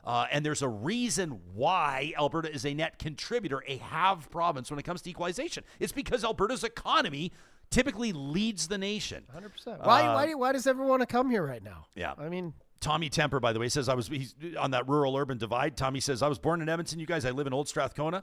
For those of you outside of Edmonton, that's basically a central community, White Avenue area. It's Rachel Notley territory. It's Naheed Nenshi's riding, even though he lives about 400 kilometers away. Country. Donair Country. Home of the Black Dog, rooftop patio, and other fantastic venues. But Tommy says, as a resident of Old Strathcona, which I think generally speaking, it's fair to call it a left-leaning constituency, Tommy says, I know Alberta firsthand, and I do not like where we are in Confederation. So there's an example. We have a bunch of other rural residents that are writing in. I see you as well saying, hey, guys, don't let's not overgeneralize how people feel based on where they live. 100%. Alberta Ganger also pointing out, she says, by the way, Ryan, MP and Parliamentary Secretary Corey Hogan is still listed as a Real Talk editorial board member on your credits. That is correct, Alberta Ganger, and that is because I personally have refused to this point to accept his resignation. We're not fucking leaving. What's the thing? We're not fucking leaving. From Wolf of Wall Street. But he did let us know. He's like, guys, he's like, I can't. He's like, I'm not allowed to do it anymore. I can't do it anymore. I said, well, I don't accept your resignation. At some point, we're going to change it. As a matter of fact, I'm not going to get into that right now. As a matter of fact, but I will. As I told you yesterday, met with our editorial board just a couple of days ago and selected the recipients of this year's Real Talk Julie Rohr Scholarship. My heart is exploding, and I will have more on that when I can talk about it more in the days and weeks to come. And I'm not saying there couldn't be a better. I'm not saying we can't look at the mix of Confederation and the way Canada works with Alberta and all the other provinces. I'm not saying like everything's perfect, but drawing a line in the sand should be the last thing you should be thinking of. And hasn't Quebec been trying to do this since before I was born? I don't feel like this is ever going to happen. So. Yeah. It got perilously close in Quebec. It did. Very close. That was like a white knuckle type situation. Yeah. M. Black in our live chat, powered by Park Power, says there's definitely one thing that should not happen, and that is that Canadians outside of Alberta should not be establishing organizations to fight the Leave campaign. 100% true. We want you need like you gotta have Wexit kind of thing. Like or you have Saskatchewan bad and actors. Manitoba. Let's say you got a group in like Mississippi that's funding some shadow organization in Chilliwack that's fighting for Alberta to leave Canada, kind of a thing, right? I saw somebody else say, by the way, Alberta and Saskatchewan has to leave. With respect, we were just in Saskatchewan. I love the province of Saskatchewan. It's a beautiful province. We've got family in Saskatchewan, but like, hang on, whoa. If we're looking out, if we're doing this to be selfish pricks and look out for Alberta's best interests, I don't think we're taking Saskatchewan with us. I don't think Alberta wants to be all of a sudden on the hook for paying for a whole new. Saskatchewanians, residents of Saskatchewan, will expect their highways to mirror and mimic the quality of Alberta's highways if we are to be an individual entity together, and Alberta's not signing up for that. We ain't signing up for that. That's true. No.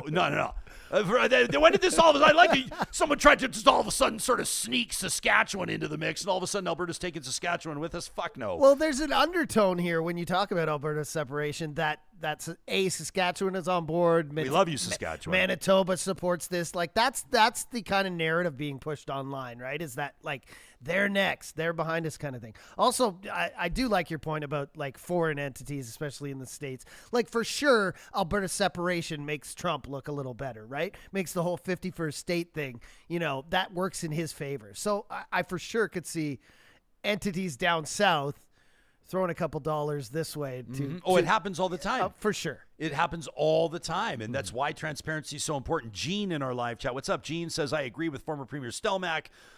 Says we got to be absolutely honest with Albertans, educate Albertans on the pros and cons so everybody can make an educated decision. Says that was an interesting point from the former Premier about Norway. Tracy says when one door closes, another opens. You just need to be there and ready to view the opportunity. Alberta Girl says the Prosperity Project. This is the Jeff Rath led, basically it's the separatists, right? Says they've been doing these town halls and basically promoting the rural Albertan as a better life if we separate. And yes, the theme of becoming the 51st state is being pushed out here. That from Alberta Girl. That 51st state nonsense is absolutely ridiculous. That's my personal opinion. You're welcome to disagree. Darren says what Thomas is doing is so important. He's asking the right questions. He's providing the right information, essentially trying to prevent 30% support into 51% support. By the way, also, let me be clear. I'm sort of like throwing out this 30%. Pollsters say maybe 30% of Albertans might support separation. That number could very well be like 12%, right? So let's not assume that, it could in theory be 50%. I don't think so. I highly doubt it. I've also been proven wrong before. But I just want to make a note there. Let's not all of a sudden, they have this thing. Politicians do it to us all the time. They keep saying the same thing. Yeah. And then all of a sudden we sort of start thinking it's true, right? The 30% thing. Yeah. And we bump numbers up in our head. Like 30% sounds like 1 in 3. Or you know what I mean? If someone says like 26%, then you make it 30. Yeah. You round up to 30, and then 30 is 1/3, and then all of a sudden 1/3 might as well be a half. Yeah, right? exactly. You get carried away. That's important for us to talk about. Denise says, just look at the problems that rural communities in the United States are experiencing under Donald Trump. You should expect the same under Danielle Smith and the UCP's oil-only policies. Jay says, I wish that the Alberta's government, the UCP, would govern responsibly, but it feels like they're doing everything to ensure support at leadership reviews, which seems to be more important than general elections. That from Jay. With respect to everybody that supported Naheed Nenshi's leadership bid and that considers themselves proud supporters of the NDP, I think that the NDP is making it pretty easy on the UCP right now to do whatever the fuck they want, quite frankly, because I don't see a formidable opposition at play right now. It's also, to be fair, the summer months and there's not a lot happening, but I don't know, man. I just feel like in politics, it's like in sports, right? It's like in anything. It's like in small business. Like if you have someone nipping at your heels, if you have somebody consistently holding you accountable and calling you to the carpet in effective fashion, they bring out the best in you and they snap your focus right back to where it needs to be. And right now I feel like the UCP is kind of writing its own ticket. Like Danielle Smith's kind of doing whatever she wants. Because really, and again, I say this respectfully, but it may not feel respectful, but like, who's really a threat to Danielle Smith right now, aside from herself? Like, who is? It's not Nenshi, respectfully. And that could change, I guess. But I think that they've got work to do, the NDP, to say the very least. But it's kind of the way of the world right now in politics. It's about how far you can push it. And that's partly because of what's happening in the South with Trump, right? Like, Danielle Smith may be radical to some people. She may seem that way. But is it really, if all it is talk? Like, we're just talking about separation. We're just listening to we're just listening to Albertans, right? Nothing's really happening. But yeah, it is kind of being pushed. That line's being pushed every day in politics. Yeah. And now it's coming up to Canada as well. It's kind of, being out there and saying whatever the heck, even if it's crazy, just to get conversations going. And I think, I don't want to keep using the word distraction as if that's all she's doing, but they help. Distractions help. They alleviate stress on your government. They allow you to do things behind the scenes, you know what I mean? And plan better when your opponents are focused on other things. Absolutely. So yeah, maybe being radical and being out there works. Yeah, Maxine's watching us live on Facebook. That's the Real Talk live stream powered by California Closets. Maxine says, when this petition is done, maybe the next one should be to oust the Premier and her corrupt cabinet. I think that's an election. I would say that's an election. That's a general election, right? For sure. Horse Lake Ranch says, take away equalization payments and Quebec's $5 a day daycare disappears. Super Chat Ken says, I was just reading today a story about how Alberta is no longer sure about big savings from auto insurance reforms. He says this is UCP gaslighting in real time. I mean, there's so many different perspectives on this, which I really appreciate. Alberta Girl says there's no way that a separate Alberta will be wealthier and your taxes are going to go down. No. That makes absolutely no sense. It'll go up for sure. Whitrium says taxes and laws are the two foundations of civilized society. Others of you are saying, your income tax, you don't have the luxury of paying a whole bunch of income tax because your income's not high enough. Blast Sheep says maybe everybody wants to come to Alberta because the rest of the country is way too liberal. That from Blast Sheep.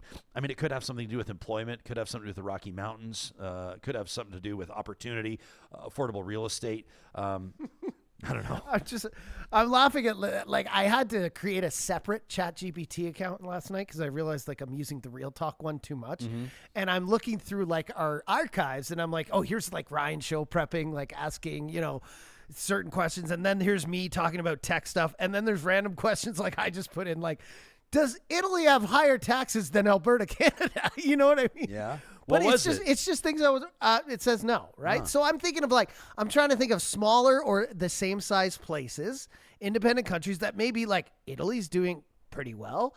And no, the taxes aren't lower. So I don't think, I just don't see numbers where, and we saw this in that debate recently. It wasn't really a debate. Sorry, that public forum that the Premier was in, where people just want to hear a plan, right? And the Premier keeps saying, well, we're just discussing things. Well, you still have to have, show us numbers of how you think this is going to work. And we still haven't seen it. So I don't believe it exists. I don't think, like you just said, Alberta can be prosperous on its own. I don't think the taxes would be lower.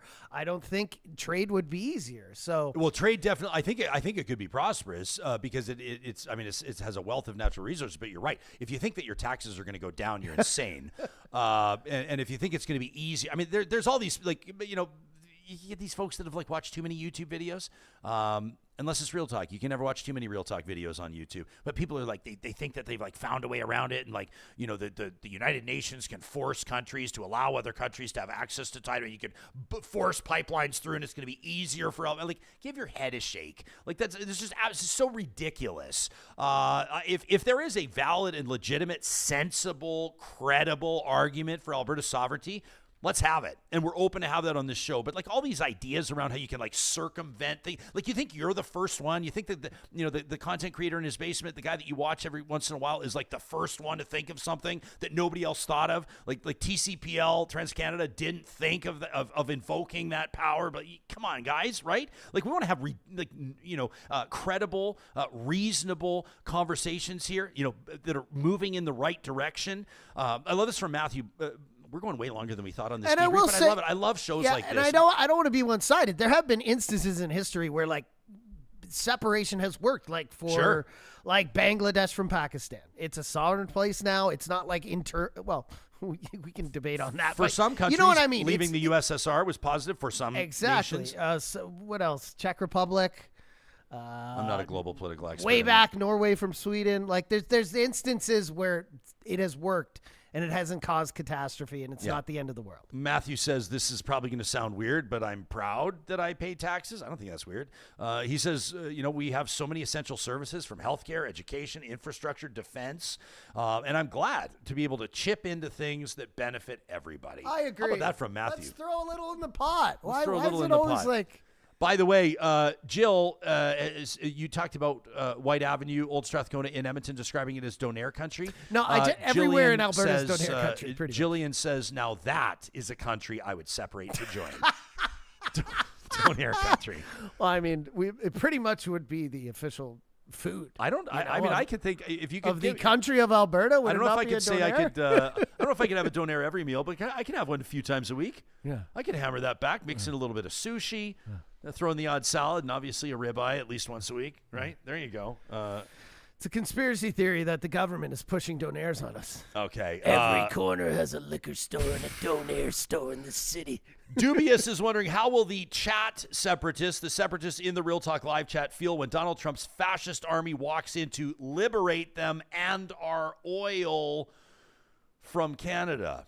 I don't understand. After we've separated? Well, I'm just Then saying. he comes over and Dubious is pointing out invades that, our no, I mean, I think that this would be aside from a separation. Okay. I think that this would be maybe Dubious. You can correct me if I'm wrong, but Dubious suggesting or alluding to the fact that Donald Trump has eyes on Alberta and Canada's natural resources and has made no bones about it. Talking about we just talked 5 minutes ago about how politicians got a lot of water. say these things like, what is it? Like, you have no interest in these droids, or these are not the droids you're looking for. What was that famous line? And so, Donald Trump talking about the imaginary line. We draw these imaginary lines, these borders. Well, the border sure is important to him when it comes to talk about fentanyl, which is his justification for the tariff war, which is everything else. But when it serves his purposes, like access to water and oil and the like, then all of a sudden it's an imaginary But line. he also has that list where he's like, we don't need anything from Canada. We don't need their cars. Yeah, we don't need their Canada. lumber. But, it's really wet up there in Canada, the water. Oh, we love their water. Just want to get our hands on it. Ms. KD, I just kind of feel for her. She says, I have never in my life, and this is now where everyone's talking donairs and food, says, I'm hungry. Never in her life had meat on a stick. What? Never in your life? Oh, my God. Corn okay, dog? we could do something about... Well, there's all different ways that you can I was just interpret meat thinking- on a stick. I mean, a kebab, wouldn't like any sort of a shish kebab, like any sort of a barbecue meat on a stick, or maybe she's talking about a specific presentation. People have been putting meat on sticks since People the have been dawn putting of time. We're going to get some It's sort literally of- how we cooked meat the first time. I dropped Drop all my something papers. there. I wanted to dropped all- We'll see, because I tried to can't... get to you quick on You the guys, this camera. is you wanted to show everyone. You wanted to throw me under the bus and These show are the everybody. that moments we need. Oh, but now I had everything all well organized for the flamethrower, because we always like, you guys, we like the flamethrower to kind of like for one to flow into the other and then to culminate in a big kabam. And now they're all disorganized. So kebab? Johnny, well, I'm now distracted. Now I'm distracted. And so here, by I'm meat gonna on get a this stick. organized. I think we're gonna give Patrick. We'll put him near the front. Bob Covey, he's pissed off about our Jasper conversation with Lisa McGregor. We'll let Bob bring us home. He is. And then Kyle's talking about referencing porn stars and Brazzers and Pornhub and his. So I think we'll lead off with that one just because it'll catch everyone's attention. What? I wish our podcast listeners could see your eyebrows right now when you heard that. Yeah, I had to look up. Bunch of master debaters in the flamethrower today. Yeah, I didn't know who Adriana Chechik was. I had to Google her to get the reference in Kyle's email. Kyle, obviously, I guess a big porn guy. Big master debater. It turns out, well, she's Huge master debater. she's an adult entertainment entrepreneur. Kyle's master debating way too much. Not that there's anything wrong with that. Before we get there, I got to pick now which sponsor wants us to segue from porn into their ad, and it's not going to be any of them. Oh, So we need why a don't we buffer just here. yeah, we Read need a it, buffer. Read a text. Yeah. Maybe I'll read a text. And Ms. KD says I am plant-based. There you go. There you go. Chickpeas on a stick. Chickpeas on a stick. Before we get to the flamethrower, friends, I want to direct your attention. If you're going to be participating in Canada's biggest and longest running folk music festival this weekend. That's the Edmonton Folk Music Festival, and you want to look good doing it. Our friends at The Helm have you covered. Give them a follow on Instagram at The Helm Clothing. This is absolutely fantastic. A style battle between Sam and Chad.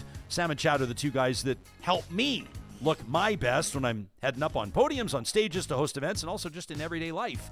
The Helm has an absolutely beautiful 3-story brick-and-mortar location in downtown Edmonton where you can check out some of the finest threads that you're going to find. Also, custom suits. This is what they do and what they do best. The Helm was founded in Edmonton, a contemporary 3-story retail experience in the downtown core focused on custom suits and luxury casual wear. If you're into Ralph Lauren, if you're into Xenia, the Xenia suits. Brunello Cucinelli, who makes, in my opinion, the best sport coats in the world, and more. Visit them at their downtown Edmonton location. Let them know that Real Talk sent you, or you can check them out online. But follow them on Instagram at The Helm Clothing, The Style Battle, Edmonton Folk Music Fest Edition.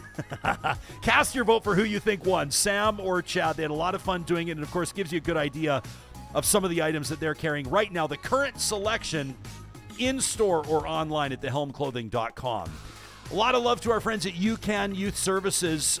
We're doing everything that we can, everything in our control to make sure that everybody in Alberta and across the country is aware of the work that UCAN Youth Services is doing. This is a nonprofit charitable organization dedicated to helping young people out of harm's way and onto a path of independence. That means for a lot of young people, just basically staying out of police custody, to be honest with you. That's their Relentless outreach program. For some young people, it means a pathway back into pre-employment education.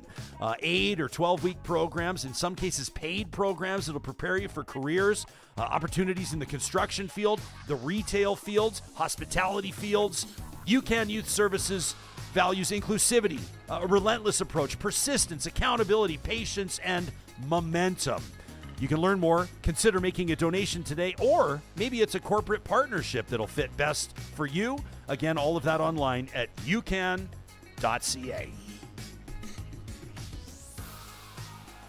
A lot of enthusiasm on the master debating comment, I was Johnny. just going to say we've got a lot of comments on that. We went from talking about meat on a stick, which is pretty, It was a loose convoy. I had images in my mind when you said that. To porn stars, to master debating too much. Yeah.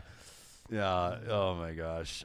Cat Rex signing in. Nice to see you watching us on YouTube. Says, gosh, there's a lot of personal trolls in the live chat. We got a feisty live chat, but at the end of the day, it's, one person's troll is another person's ally. You know? I agree That's with what you. I always say. I agree with you. And I think that honestly, we've got to have the most Why are they a troll? geographically, politically, demographically diverse live chats of any streaming talk show in Canada. I honestly think. And I don't disagree that some people show up every day just to have a fight. But I think most people, like, sometimes a troll is just someone who rubs you the wrong way because maybe you just don't agree with anything they say. Yeah. It's not necessarily that they're a troll, but believe me, if I see someone actually trolling, like, calling names, being an asshole, I usually get them out of there for I thought it was cool. give them actually. a little We did time our, in the corner. We had that live episode. What was it? I think it was like the last Friday. We did that kind of road trip special. Johnny and I, the live stream still happened, but we ran through some of our favorite interviews the last month or so. And I thought it was cool. You were spending a little bit more time in the chat, actually answering people's questions about, why some people get timed out, why some people don't. We very, very, very, very, very rarely block anybody. But I mean, if you were like a grade A prick, by me, obviously, that's. But I actually. Porn. We have had some porn. To come back to porn, we have had some people to bring pop it back in. to porn. Yeah, the only people who are banned permanently on this channel are people who have literally put links and stuff tried to into our chat. But this isn't to insult our chatters, but teenagers, when you ground them too, are like, oh, it's the end of the world. This is an injustice. Yeah. It's like, we're just giving you a little time out. It's still real talk. It's just, be respectful. Yeah. Tommy, and I love this, Tommy Temper is a fellow YouTube content creator. Tommy says Jespo's channel is about topics and talk, not trolling. I take that as a huge compliment, Tommy, and I appreciate it. If you want the trolling, go to Tommy's. No, Why'd you have that? Tommy, he says it in love.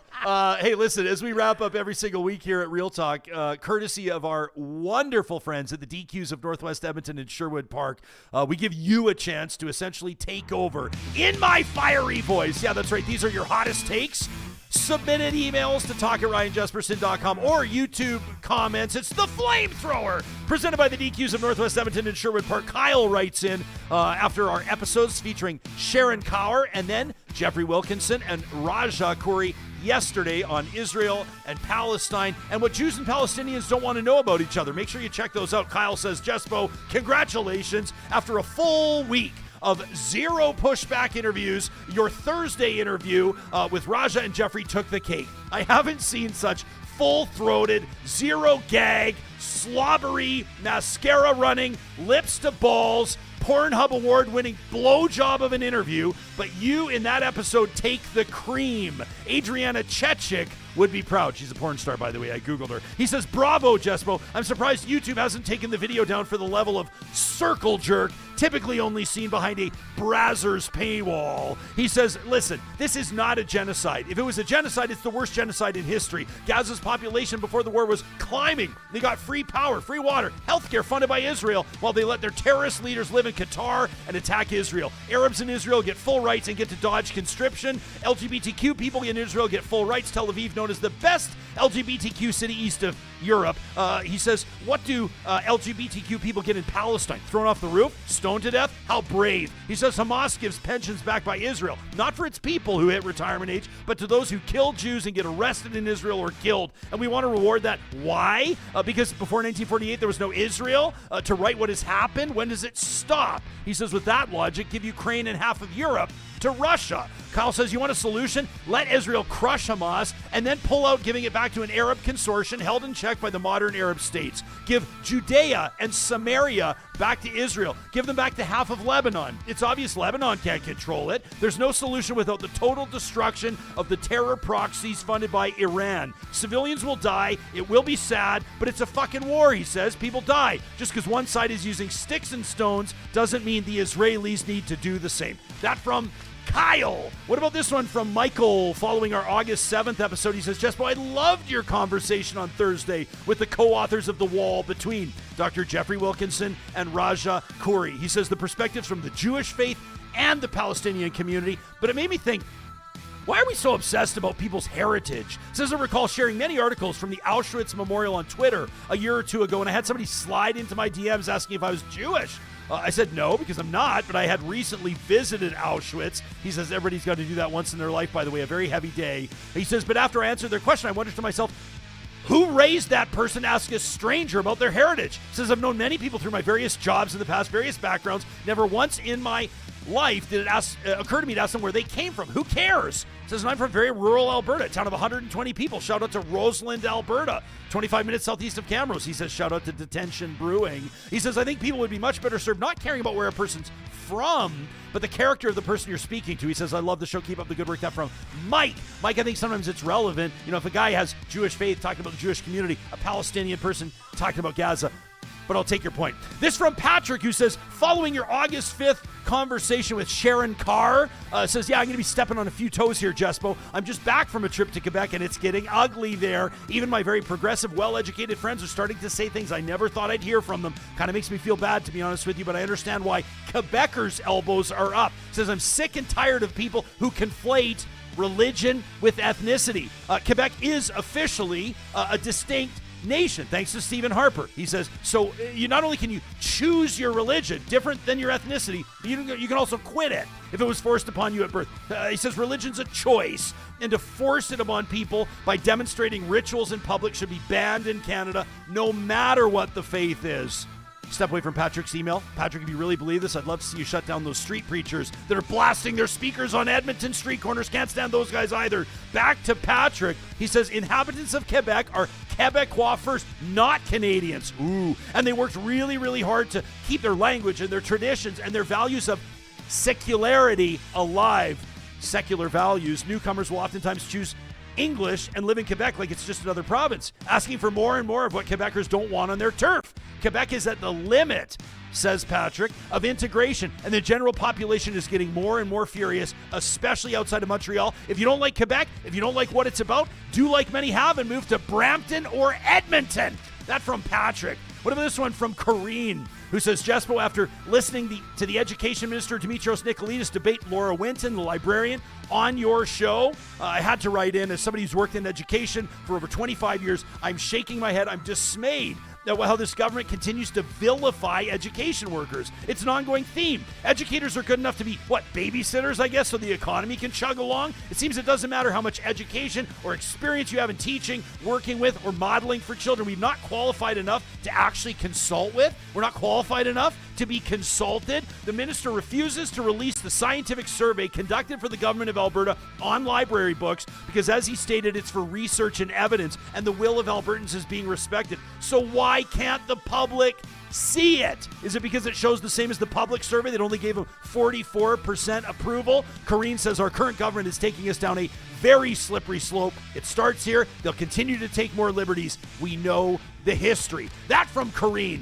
And this one from Bob Covey, wonderful friend of the show. Bob is the straw that stirs the drink at the Jasper local. He joined us on our July 24th episode as we commemorated 1 year since the Jasper fire. Well, 4 days after that, we brought Lisa McGregor on, a documentary maker, a longtime journalist, to talk about her independent film on Jasper and the rebuild. Calls a lot of people out in the film. Bob didn't like it. He says, Jasper, I listened to your feature with YouTube storyteller Lisa McGregor on July 28th. Let me tell you, I had a hard time sleeping after that. While I will always support fact-finding and honest journalism, I believe there is absolutely a need to ask questions about what happened in Jasper. But Miss McGregor's documentary is an exploitative hack job. He says Real Talk show notes for the episode describe the piece as uncovering buried stories. And you're fawning, Ryan, over Ms. McGregor's long-form deep dive gives the impression that Crown Jewel in Ashes, that's the film, fills a gap of missing information when it comes to what's led to Jasper's devastation. Buddy, it doesn't, says Bob. The vague, insinuating tone of this piece stokes the ire of blame-thirsty audiences, and he uses highly triggering visuals to provoke a horror-stricken response from viewers with dramatic narration and a sinister soundtrack overlaying the images of people's burning homes. The film serves only to ramp up toxic speculation and sow division. The repeated use of footage from last August showing burned out homes, twisted wreckage, gives the very wrong impression that this is what Jasper looks like today. And to top it off, she makes erroneous claims about the rebuild, stating that no foundations have been poured, and then doubled down on that claim in her interview with you. Jespo, on the contrary, despite the complexities of removing toxic debris and rebuilding a community in a national park, there are foundations being poured for homes, apartment buildings, and outlying commercial operations. For those of us in Jasper trying to come together, this documentary is not helpful. Despite its claim of asking the hard questions, it does not get to the bottom of anything. There's nothing deep about its dive, and its release on Jasper's one-year commemoration of the disaster was distasteful and opportunistic. Real Talk propping up this infotainment piece as representing the person on the street was disappointing. What I saw was clever editing and glossing over available information. Ms. McGregor seems to think her sober lens will affect future change, compel legislators to be more prepared and transparent. I believe, says Bob, her cynical and sensationalist perspective will only work to sow more distrust between community members who've been living a very different reality than those casting judgment from afar. He says you rightly asked her about pushback from viewers of her film who suggested that the video is deeply hurtful and traumatizing. Her reply was revealing. Guess what? She said, this is the reality of what happened, she told you. You need to see this stuff so you actually realize how bad it was. Bob says, I disagree, because if there's one thing that victims of this disaster realize, it's how bad it was. That from Bob Covey from the Jasper Local. We love when you hold, I was going to say our feet to the fire, but that would sound like I was trying to be cute about a very serious circumstance. We love when you hold us accountable. Send us an email anytime to talk@ryanjespersen.com. The Flamethrower, proudly presented by the DQs in Palisades, Namao, Newcastle, Westmount, Baseline Road. They got their Spider-Man blizzards out right now. When you go there to pick up a Flamethrower signature stack burger and one of those blizzards, you be sure to let them know that Real Talk sent you. We're back at it live on Monday morning. Have an excellent weekend, and thanks so much for your support of Real Talk.